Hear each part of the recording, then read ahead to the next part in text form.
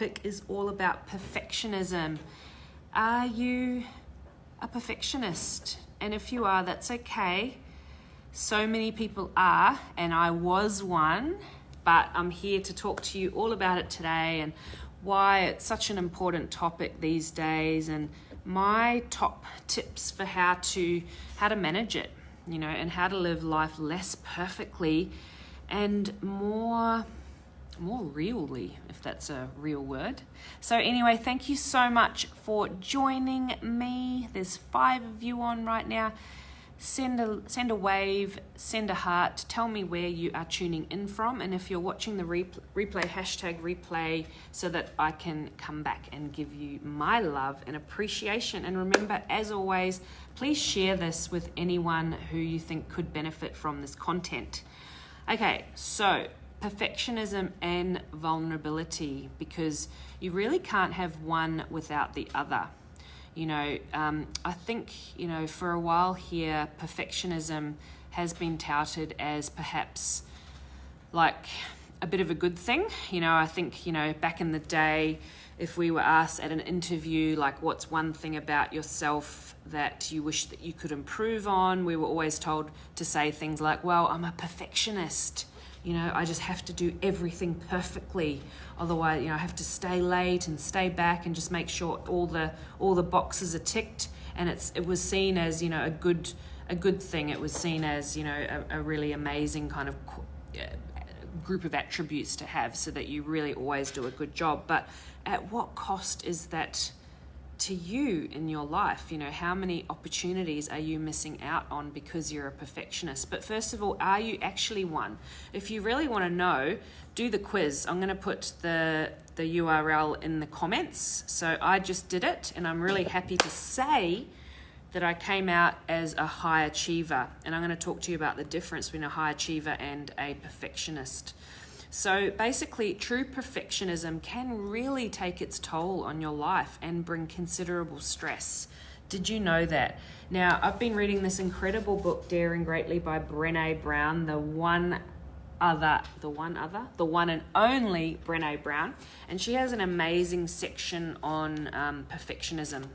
And she calls it a shield, actually. It's a shield that we put up so that no one really sees the real us, and so that we never get to be vulnerable. We never get to show the shame that we have. And shame is a topic that I'm learning more and more about. I used to kind of think it was reserved for people that have experienced major trauma in their life, and that's, really eaten away at their self-esteem and self-development. But I'm learning now that we all have elements of shame, and perfectionism is a great way to prevent us from showing that shame to the rest of the world.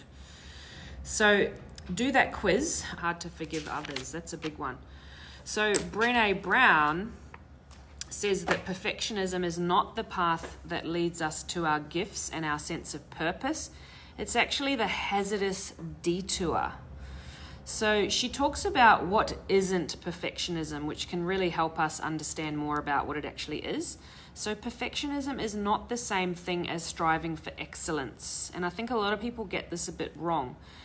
It's not about healthy achievement or growth. Perfectionism is a way to avoid shame. You're actually avoiding getting vulnerable, people seeing the real you, and therefore people seeing things about you that you're ashamed of.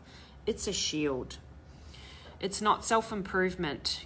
At its core, it's about trying to actually gain approval from others.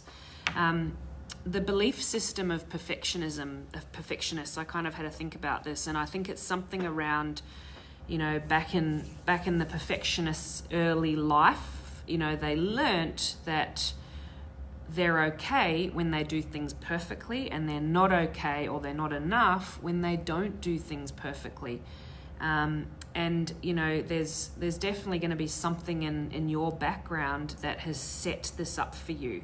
And it may have started out really innocent, your parents just giving you so much praise and really top-heavying the praise when you did things well, and really kind of coming down on you when you didn't get the good grades, or when you kind of made mistakes to teach you. But it does have that that side effect of creating perfectionists, right through to, you know, people that actually experience abuse in their childhood. But, you know, there's so many levels of it, and it doesn't have to all come about through, you know, horrid childhoods. So perfectionism is not the key to success. Research actually shows that it actually hinders achievement, and it's correlated heavily with depression, anxiety, stress, eating disorders, addictions. And my favorite, that's okay Marie, check in later. My favorite one, which is so powerful, is missed opportunities. Where have you missed opportunities because of your perfectionism? So let me give you some examples that I wrote down. You know, having to control everything. You know, you book the travel, you book the parties, you decide on what, sorry, I just dropped my pen. You decide on what couch to order. You decide on what's for dinner. You decide on everything, and you miss out on the opportunities to actually get surprised and to actually have things even better than what you could have actually imagined, because you refuse to delegate and let other people, you know, make decisions on your behalf. Does that ring a bell? Declining, you know, friends visiting. You get that phone call, hey Jen, can I pop over for a coffee? Oh, you look around, oh my God, the house is a tip. Hey, actually, yeah, let's wait till next week. And next week never happens. Saying no to something because you don't know anyone. Saying no to that party or that dinner party because you don't know anyone. You know, friends are just a hello away, right? Declining a promotion or a job offer because you feel like you won't be competent enough. Declining that challenge at work or the gym because you think you're going to fail it and look like a loser. You know, saying no to that date because you're, you know, 5 kilos overweight at the moment. Missing out on that constructive feedback. You know, has someone ever said, hey, can I give you some feedback? Or, hey, you know, check in with me in my office if you want some feedback on that work that you did, whatever it might be, and you not doing it, and then you miss out on the opportunity to learn and grow from things that you need to work on. And a big one, not enjoying the journey, always focusing on that goalpost in mind, and not actually enjoying the journey and the process. That's huge. You know, how many hours of joy are you missing out on there? So remember that perfectionism is actually not a way to avoid shame. It's actually a form of shame. And that is huge. That is huge. Something I'd never really thought about before. So when we struggle with perfectionism, we struggle with shame. So I want to talk to you about 3 or 4 ideas that I had about how we can continue to strive towards good enough and not perfectionism. So that's the first one. You know, is it good enough? Is what I've done or what I'm doing good enough? And is that enough? And hopefully the answer is yes. So gradual exposure to vulnerability. All right. So gradually exposing yourself to little moments where you feel a little bit vulnerable and everything's not absolutely perfect and in check and in control, to help you see that the sky doesn't fall in. You know, it's actually okay. And in fact, some things can be even better when you allow yourself to be a little bit vulnerable, like, you know, opening up to that new friend, deciding that you trust people more than not trusting people. You know, the whole, you know, I don't trust people, like, what the heck?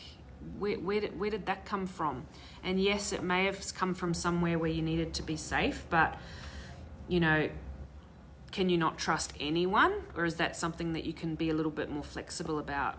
So gradually exposing yourself to that vulnerability. So, you know, getting that phone call that someone wants to pop around and have a coffee, just say yes. And, you know, maybe the house is a tip, but so maybe you just clean the toilet and that's it, you know, because obviously there's a difference between like having to have everything perfectly clean and actually just hygienic.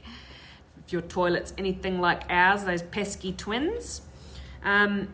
Self-kindness is the second one. So being warm and understanding towards ourselves when we suffer, when we fail, or when we feel inadequate. So just always remember we're all in this together, and that it's so important to be kind to yourself because you're just trying the best that you can and you're human. Asking yourself what your values are. So checking in with your values about every decision that you make, but especially around perfectionistic decisions. So for me, my values are relationships, being calm and positive, and authenticity, you know. So the house being a tip, but then all of a sudden being immaculate when a friend comes over, that's not being authentic to me. You know, saying no to a friend who wants to visit because my house is a tip, that's not valuing my relationship value, is it? And it's also not keeping me calm and positive, having to run around like a headless chook and clean the house, is it? No. So, you know, writing down what your top 3 values are, and there's lots of stuff out there to help you, you know, pinpoint those, and then, you know, working out, you know, with each decision that you make where those values sit, and that'll help you to make those really easy decisions. And so also asking yourself, is this good enough, and am I doing this for me or them? You know, when you find yourself getting ready to go out and, you know, you can't choose the dress because you're like, oh, well, they've already seen that, or I think that wouldn't be something that they'd wear. Well, that's perfectionism at play. Hey, Mom, that is perfectionism, you know. But whereas if you're getting dressed for comfort because you know that, you know, you feel like your skin glows in that color, or you just feel really, you know, like a boss and really, really, you know, on point in that dress, then that's okay. But if you're always thinking about the other person and what they're going to think, that's perfectionism. So they're my 3/4 ways to how we can all really, really try hard to combat this perfectionism addiction. And I'm just going to leave you with a quote from Brené Brown, which is, well, it's not really a quote, but it's still really powerful. Perfectionists tend to actually achieve less and stress more than regular high achievers. So when I did the perfectionist, are you a perfectionist quiz, which I'm going to put the link to in the comments, I came out as a high achiever, not a perfectionist. So there is a difference. You know, high achievers, I guess, keep their eye on the prize. They don't procrastinate. They keep going, and they do things even if it's not going to be perfect. They don't beat themselves up after they make a mistake or they fail at something. They look at it as a learning and a growth moment. And they do things that are based on their goals